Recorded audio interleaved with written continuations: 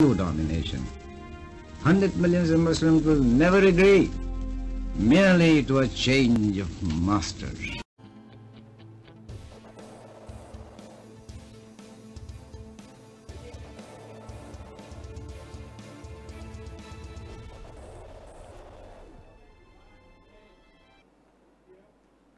बिस्मिल्लाहिर्रहमानिर्रहीम, अस्सलाम वालेकुम।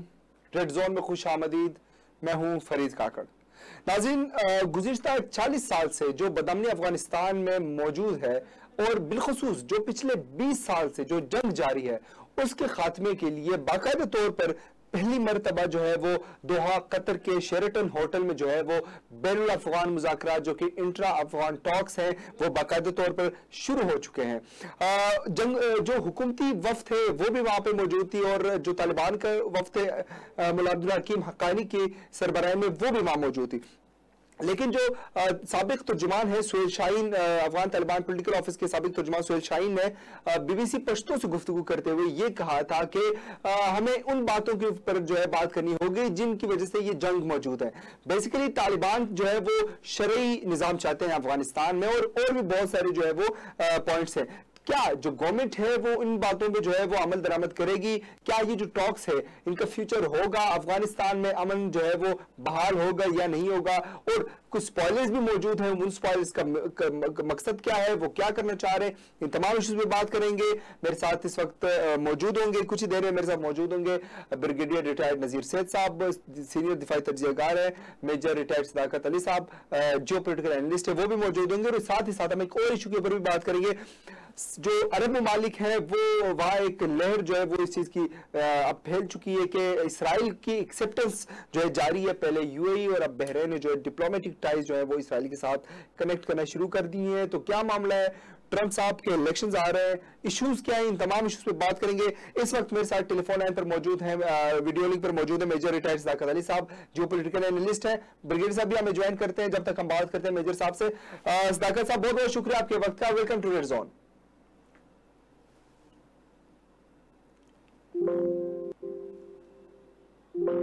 मेजर साहब आपको आवाज आ रही है मेरी?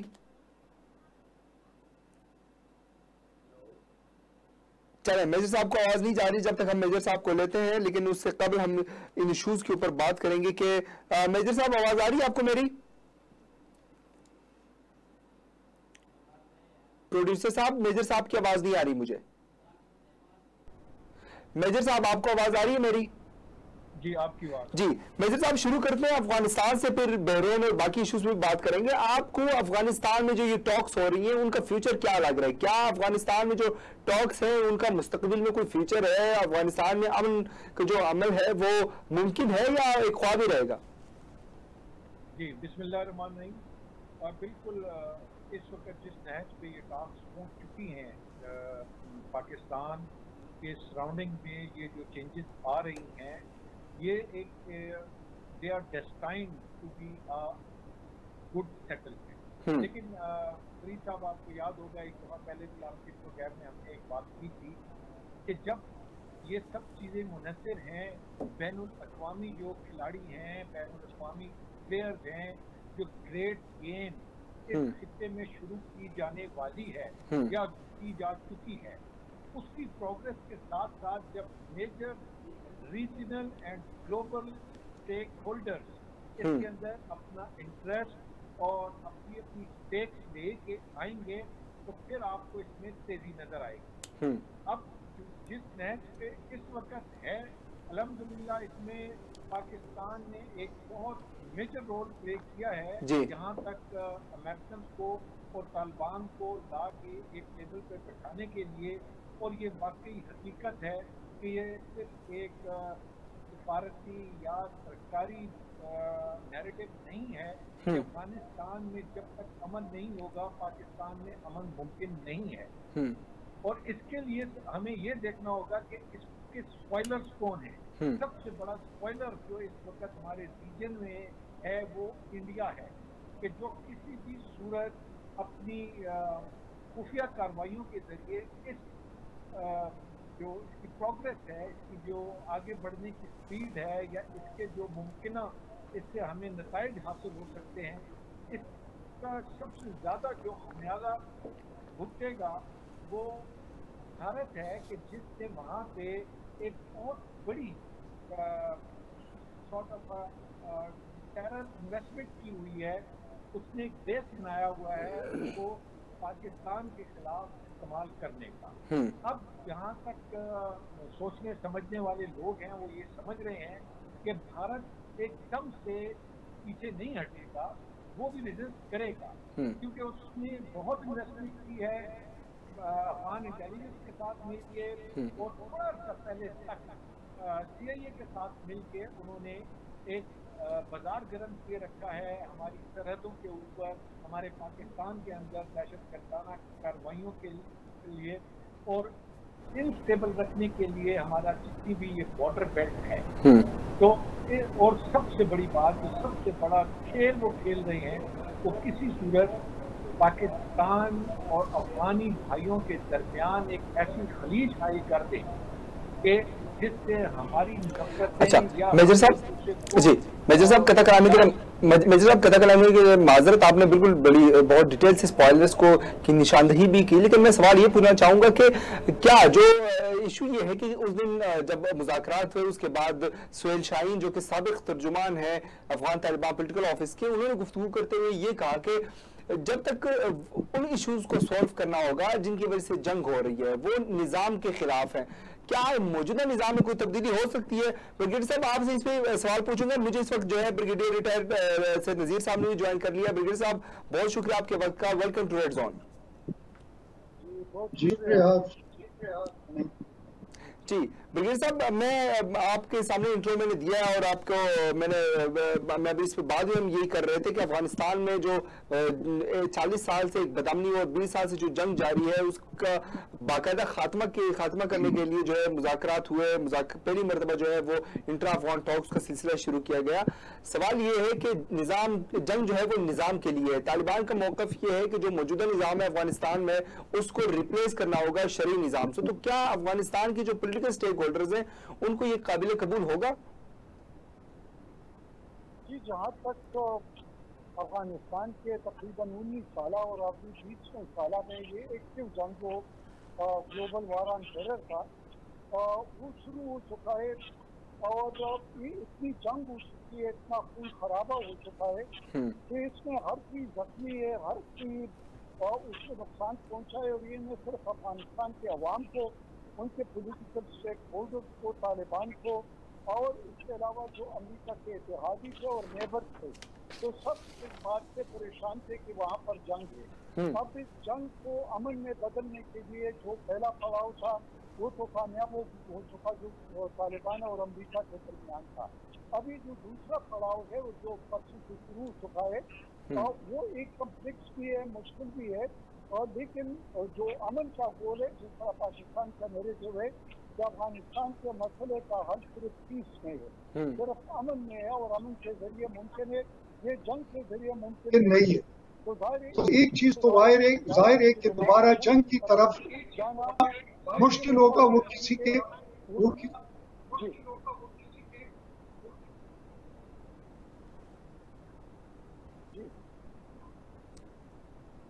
जी ब्रिगेडियर साहब आपको आवाज आ रही मेरी? जी आ रही है। ठीक है। अच्छा ब्रिगेडियर साहब, मैं ये पूछना चाहूंगा, ये बताइए कि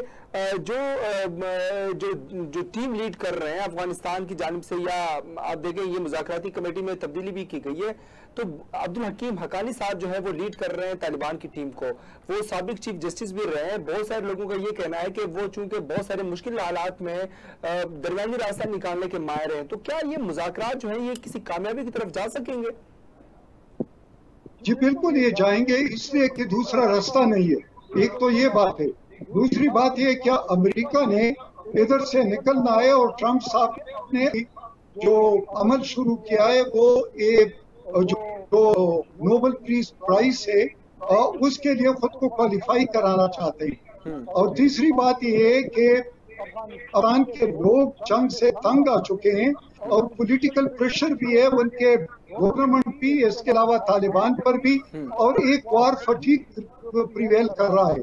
उस वार फटीग के सिलसिले बारे में भी स्टेक होल्डर्स है वो चाहेंगे कि कोई न कोई रास्ता अमन का निकाला जाए। अफगानिस्तान का जो हुकूमत होती है, किस्म की भी हुकूमत बने, वहाँ पर सेंट्रल हुकूमत इतनी मजबूत नहीं होती, बल्कि ये होता है कि जो अमारात होते हैं, मुख्तलिफ सूबे होते हैं, उसमें शायद अमेरिकन मॉडल को फॉलो है कि वहाँ पर जो शरीयत का निज़ाम है उसको भी एक जुडिशल सिस्टम बनाया जाए, और इसके अलावा उनका जो जरगा सिस्टम है वो भी होगा, और फिर ये डिसाइड होगा उनके जब कॉन्स्टिट्यूशनल पेरीमीटर ड्रा होंगे। तीसरी बात मैं ये भी कहना चाहता हूँ कि अब जो ये मुज़ाकरात हो रहे हैं ये यकीनन किसी हतमी नतीजे की तरफ जाएंगे, क्योंकि अभी ये वो रशिया वाली या पोस्ट विड्रॉल वाला, रशियन विड्रॉल वाला से नहीं है। ये 20 साल ये जंग चलाए और इसके से सब लोग तंग आ चुके हैं। तीसरी बात ये है कि अमेरिका भी चाहता है, पाकिस्तान भी, चाइना भी, और सारे नेबर्स भी चाहते हैं। तो गेम स्पॉइलर तो है, उससे इनकार है, वो अफगानिस्तान के अंदर भी है और बाहर भी है, लेकिन इसको स्पॉइलर से बचाना नेबर्स का भी काम है, बड़े ताकतों का भी काम है, और जो अफगानिस्तान के स्टेक होल्डर्स है उनका भी काम है। अगली बात ये भी कहना चाहता हूँ कि ये जो पीस का अमल होगा ये मुश्किल जरूर होगा, लेकिन इसके जो आया अब ये तय करना है, क्या आया उन्होंने सारे पॉइंट्स को एट अ टाइम टैकल करना है, या उन्होंने जिस तरीके से अफगान हुकूमत कह रहे कि पहले और उसके बाद और बाकी जो बातचीत है वो बाकी पॉइंट्स पर चले, या तालिबान ये चाहते हैं कि सब पर एट अ टाइम हम गुफ्तगू करते हैं और जब मरहला आएगा तो फिर सीज फायर हो जाएगा। लेकिन मेरे ख्याल में दरमियाना रास्ता भी मौजूद है, और वो दरमियानी रास्ता ये है कि वायलेंस में कमी की जाए। वो वायलेंस में कमी किस तरीके से कि कम से कम बाजार जो है, स्कूल जो है, इसके यूनिवर्सिटी या सड़कें जो है, या जो दफ्तर है, या इसके अलावा सिविलियन है या अस्पताल है, पर हमले नहीं किए जाए। फिर कमी लाई जाए एयर अटैक्स में और साथ साथ ग्राउंड अटैक्स में। और फिर ये है कि जो पोजीशन किसी ने मुस्तहकम करना है वो तो हो चुका है, लेकिन अभी तो स्पेस देना हो। अगर वो स्पेस देते हैं तो मेरे ख्याल में कि फिर ये जो सीज फायर है इसका रास्ता भी हो जाएगा। लेकिन मैं जो आपने बताया हक्कानी साहब और जो शेख अब्दुल हकीम हक्कानी है, वो बड़ा इसलिए उनको इंडक्ट किया है, उसको पीस टॉक्स को लीड कर रहा है कि वो बड़े मुश्किल रास्ते से भी अमन का रास्ता निकाल सकता है। उनका एक पॉलिटिकल लीडरशिप है जो कि मुल्ला बिरादर उसको लुक आफ्टर कर रहा है, लेकिन जो फील्ड में और जंग के हालात में उसका अमन का रास्ता निकालना है वो स्पेशलिटी है अब्दुल हकीम हक्कानी की। तो जाहिर है कि हम समझ रहे हैं कि अभी सारे जो पॉइंट मैन है, पाकिस्तान का point man ambassador Mohammad Sadiq साहब एक्टिव है, इसके अलावा अमेरिका का खलीलजाद साहब एक्टिव है, और इसी तरीके अफगानिस्तान का भी एक्टिव है, और चाइना ने भी बयान दे दिया है इस पीस अपॉर्चुनिटी को हम जाया नहीं होने देंगे। तो जाहिर है अगर इतने स्टेक होल्डर पीस की तरफ जा रहे हैं तो फिर यकीनी कामयाबी पर ज्यादा स्टेक्स या ज्यादा बेट्स लगा सकते हैं, लेकिन नाकामी के लिए भी हमें एक कम्प्लेक्स इंतजार भी करना होगा, और उसके लिए अपनी कोशिश अपने सहूलतकारी को भी जारी रखना होगा, क्योंकि फुल एंड प्रेशर इसमें जरूर होगा। ठीक है मिर्जा साहब, ठीक है, इस बारे में बात कर ली है। मैं जरा मेजर सदाकत साहब से जरा इनपुट लेना चाहूंगा। पहले नाज़रीन को बता दें कि जो अरब ममालिक है वहाँ पे अब इसराइल के साथ जो है वो जो डिप्लोमेटिक नोट्स हैं वो बांधे जा रहे हैं, ताल्लुकात बनते जा रहे हैं। असल में हो क्या रहा है, ये जो मिडिल ईस्ट में तब्दीलियाँ आ रही है इसकी बुनियादी वजह क्या है और आने वाले दिनों में इसके क्या मुहरिकात होंगे? मेजर सदाकत अली साहब ये बताइए कि आपको पता है कि पहले यूएई और अब जाके बहरीन ने जो है वो डिप्लोमेटिक नोट जो है वो बांधे हैं इसराइल के साथ। ये असल में मिडिल ईस्ट में हो क्या रहा है, ये जो तब्दीली है ये किस चीज़ का खाकशाना है और आने वाले दिनों में इससे क्या तब्दीलियां आप मिडिल ईस्ट में या पूरी जो जियोपॉलिटिकल इश्यूज हैं उनके ऊपर क्या असरात होंगे इसके? जी फरीद साहब, इसमें मैं ये कहना चाहूँगा कि वो मशहूर शेर है कि हादसे अचानक नहीं हुआ करते, बरसों वक्त अबियारी करता है। इसके लिए जो हालात बनाए गए हैं ये कोई आज की बात नहीं है। जिस तरह यूएई के और बाकी अरब ममालिक के गल्फ स्टेट्स के जो हालात बने हैं उसमें जो वेस्ट का इंटरेस्ट था, जिस हिसाब से हमारी क्या कहते हैं सऊदी अरेबिया اور عرب گلف GCC کنٹریز کے اندر ان کا بڑھتا ہوا ویسٹ کا انفلوئنس، یہ بہت پہلے ہی جو زیرک لوگ تھے جنہیں اس چیز کی سمجھ تھی، دے انڈرسٹوڈ کہ something is cooking up at there and. اب جو انہوں نے اس وقت اسرائیل نے اور امریکہ نے مل کے یہ اپنا انفولڈ کر رہے ہیں، یہ there is nothing something new happening، یہ ان کے ایک گریٹر پلان ہے جو انفولڈ ہو رہا ہے with the passage of time. Dubai کو اسی طرح اور باقی بھی جو ان کے حریف کنٹریز ہیں جہاں پہ ان کے فوجی اڈے بھی موجود ہیں، ان کے پاس اس کے سوائے کوئی آپشن نہیں ہے. آج سعودی عربیہ ایک پریشر کے تحت تھوڑا سا بیک پہ کیا ہے، لیکن آپ دیکھیں گے کہ بہت جلد وہ بھی اسی ان کے لائن میں آ جائے گا.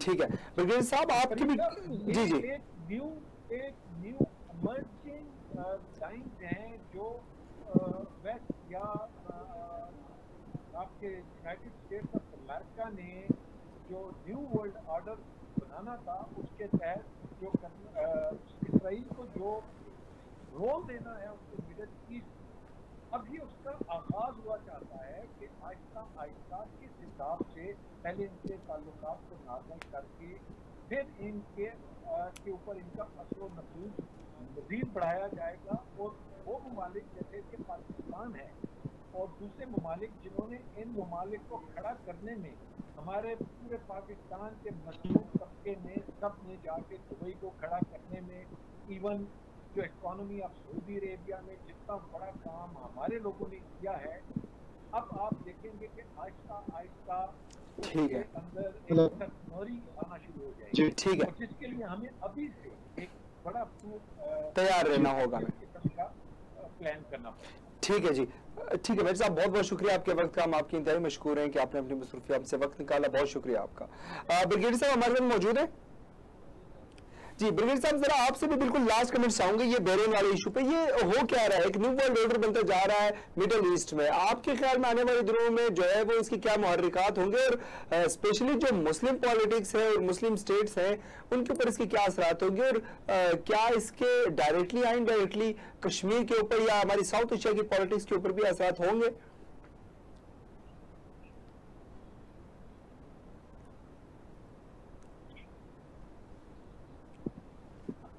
بند کرو.